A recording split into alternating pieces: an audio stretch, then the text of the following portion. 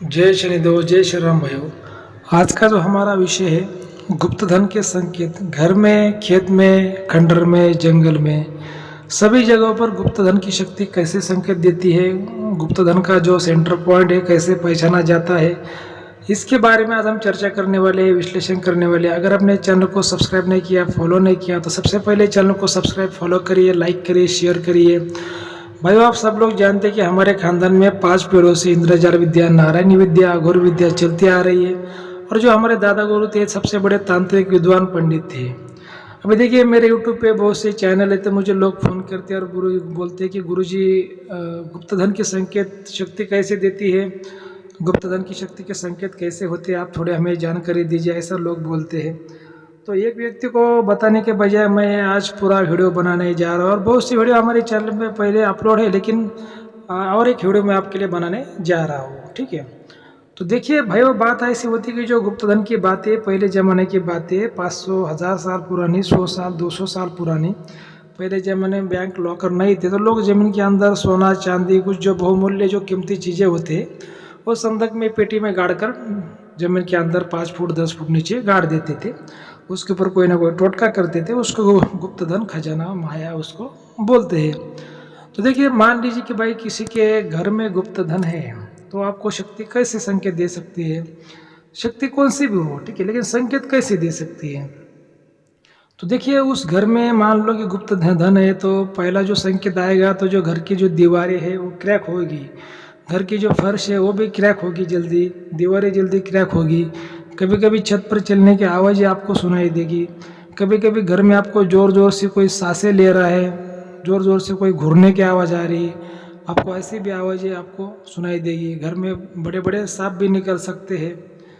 तो घर में वो शक्ति आपको ऐसी उसकी मौजूदगी दिखाएगी कि आपके अलावा घर में कोई और भी व्यक्ति है, ठीक है, कोई और भी व्यक्ति है। हो सकता है कि उसके पैरों की आवाज़ आ जाए, कुछ पायल की आवाज़ आ जाए, कुछ छन छन बजने की आवाज़ आ जाए, कोई झरने जैसी आवाज़ आ जाए, कुछ भी हो जाए, मतलब ज़मीन के नीचे से भी आपको आवाज़ आ सकती है। ऐसा कुछ भी ऐसी वो चमत्कार दिखाएगी, उसकी मौजूदगी दिखाने के लिए वो शक्ति कुछ भी आपको चमत्कार दिखा सकती है कि वो वहाँ पे आपके अलावा कोई ना कोई वहाँ पे है, ठीक है। ये तो हो गया भाई घर का संकेत। और सपनों के माध्यम के द्वारा भी आपको शक्ति संकेत दे सकती है, अलग अलग सपनों के माध्यम के द्वारा आपको शक्ति संकेत दे सकती है।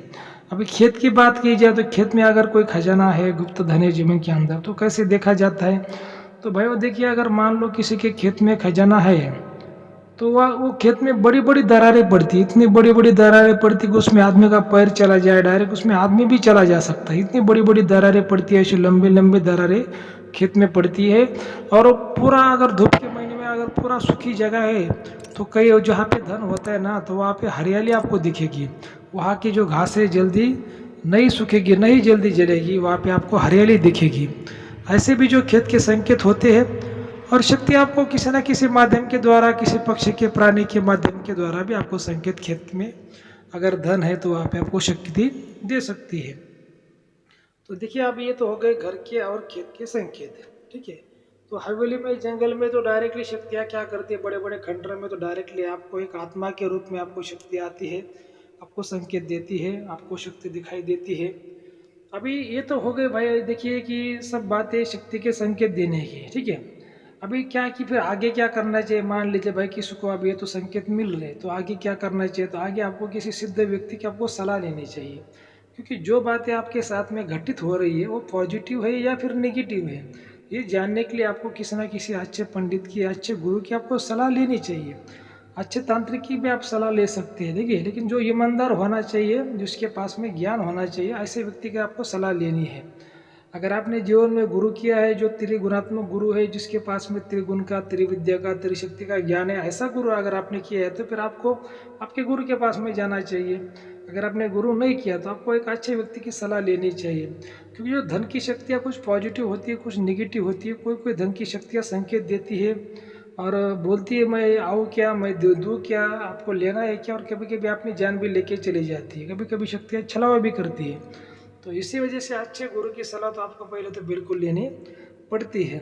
उसके बाद में जब जो शक्ति होती है, जो तांत्रिक होता है, जो सिद्ध व्यक्ति होता है, वो शक्ति से बात करता है, उसकी इच्छा जानने की कोशिश करता है, शक्ति की क्या इच्छा है, वो जो धन है, जो खजाना है जमीन के अंदर, वो आपके खानदान का है क्या, किसी और के खानदान का है क्या?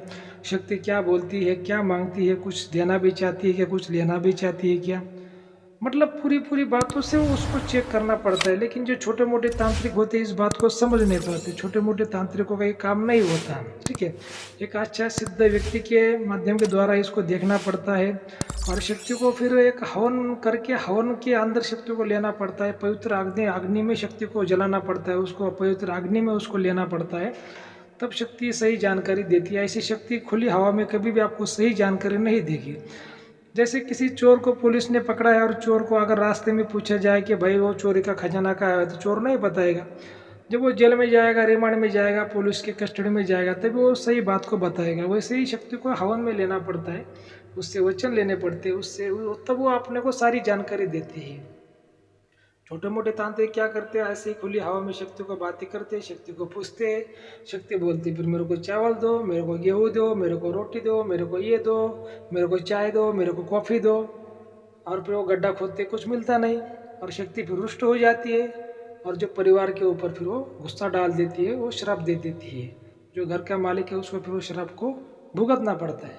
भाई ऐसे चावल से, भात से, चाय से, कॉफ़ी से अगर ऐसा गुप्त धन मिलता, ऐसा धन मिलता, खजाना मिलता, तो मैं तो अभी तक तो अंबानी बन जाता, एक चाय की फैक्ट्री खोल देता, चावल की फैक्ट्री खोल देता। तो ये चावल से, चाय से, कॉफ़ी से ऐसे धन नहीं मिला करते। शक्ति को देखना पड़ता है, आपके नसीब में क्या योग है, आपकी हस्तरेखा, आपकी कुंडली, आपकी प्रश्न कुंडली, जमीन का दोष है, जमीन की दिशा, कुल देवता, ग्राम देवता, सब बातों को, पितृ का आशीर्वाद, सबको ही देखा जाता है। उसके बाद में वो तय किया जाता है कि शक्ति आपको धन देने को तैयार है क्या, और धन मिलने के बाद में भी वो सुख शांति से आपको खाने देगी क्या, किसी का नुकसान करेगी या फिर किसी को मार डालेगी।